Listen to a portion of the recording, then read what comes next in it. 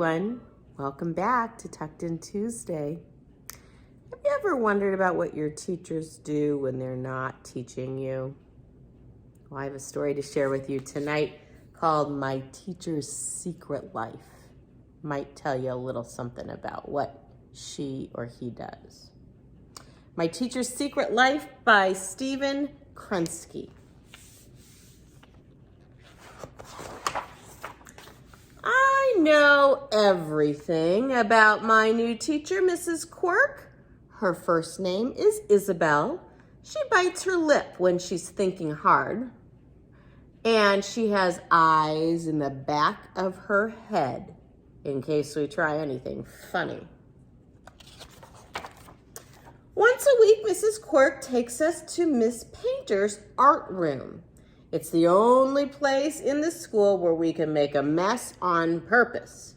When Mrs. Quirk comes back, she doesn't always recognize us.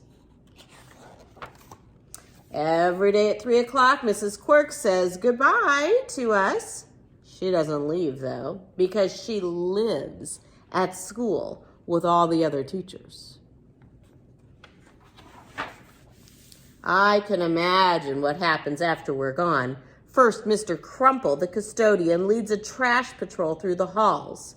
Litter, he says, is no one's friend.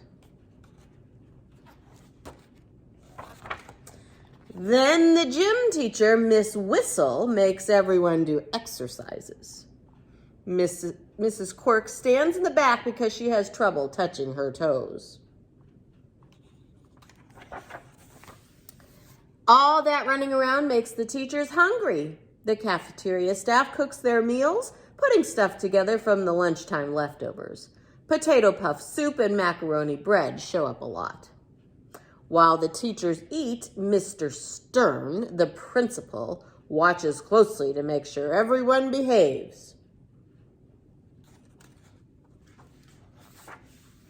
After dinner, the librarian, Mr. Peruse, reads stories aloud. Miss Painter covers her eyes during the scary parts. Nothing frightens Mrs. Quirk, but she makes faces if the story is too mushy.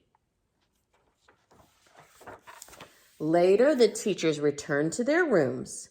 They all keep pajamas and inflatable mattresses in the bottom left desk drawer, the one that locks with the key. Sometimes the teachers have pillow fights in the hall. Mrs. Quirk swings her pillow like a baseball bat. The flying feathers usually make her sneeze. At bedtime, Mrs. Quirk washes her face, brushes her teeth, and sings a lullaby to our fish. Sometimes she makes shadow animals in the moonlight before she falls asleep. Lately, though, I've been wondering if I know Mrs. Quirk so well after all. One Saturday, I saw her in the supermarket filling up her cart. I wondered what she was doing. There's always plenty of food in the cafeteria. Then last Tuesday, I saw Mrs. Quirk again trying on skates in the mall. She didn't look like a teacher one bit. I don't know what she did with the skates. Maybe she wears them in class or at recess. Maybe she races down the hall late at night. Yesterday was my biggest surprise yet. I saw Mrs. Quirk in the park with a strange man and a girl. The girl looked like Mrs.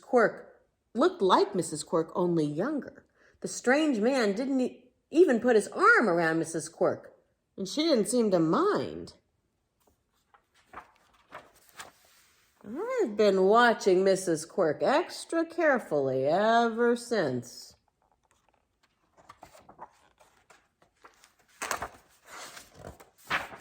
In class, she acts just the same. She still knows who pushed who first and who tracked in all the mud from the playground, and she still bites her lip when she's thinking. Mrs. Quirk must figure she has everyone fooled, but not me. I know Mrs. Quirk has a secret life. I just wonder when the other teachers will get suspicious. And that's the end of the story. Sweet dreams, everyone.